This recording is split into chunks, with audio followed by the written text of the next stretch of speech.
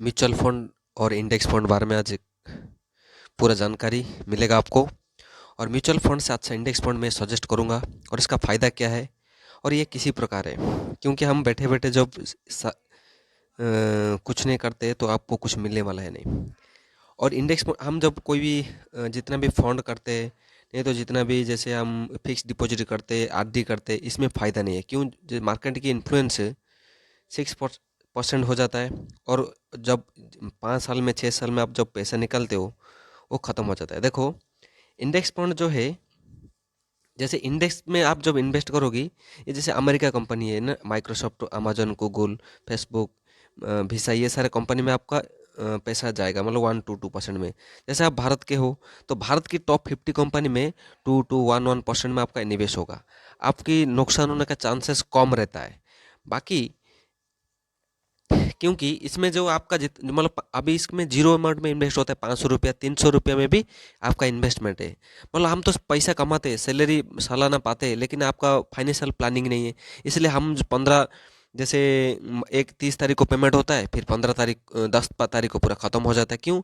आपका ये financial manage होना चाहिए। जब आप पर मंथ 1000 रुपया करोगी तब आपको लगभग 20 साल के बाद आपको 1 करोड़ रुपया प्लस मिलता है। ये इंडेक्स फंड का जो चार्ट है, जैसे consumer good, media, entertainment, construction, industrial manufacturing, cement, metal, ये सारे जो कंपनी भारत के हैं टॉप 50 कंपनी, इसमें से आपका पैसा चला जाएगा।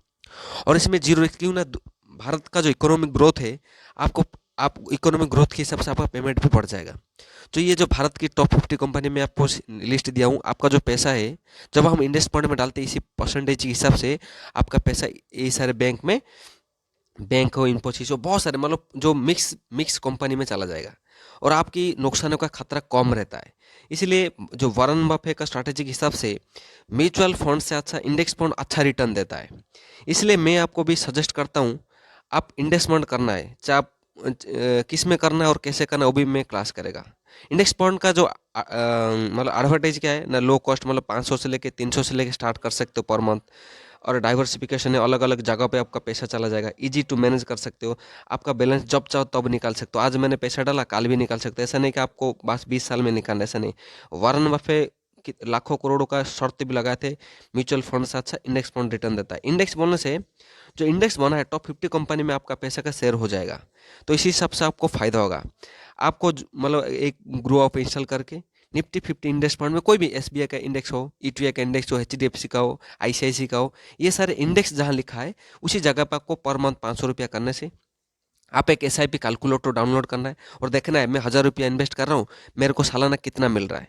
मैं आपको सजेस्ट करता हूँ, आप मतलब आपको मेरी बात पे डाउट हो रहा है तो गूगल में सर्च करिए, यूट्यूब में देखिए ये यूटीआई निफ्टी इंडेक्स फंड क्या है, एचडीएफसी इंडेक्स फंड क्या है, एसबीआई निफ्टी इंडेक्स फंड क्या है।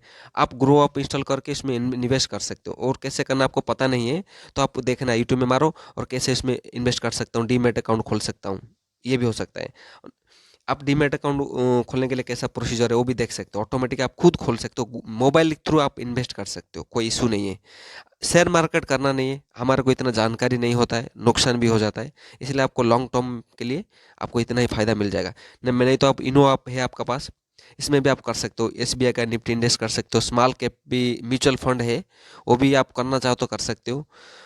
और कॉन्ट्रा स्मॉल कैप भी है, क्वेंट स्मॉल कैप भी है। ये सारे इनो आप थ्रू इन्वेस्ट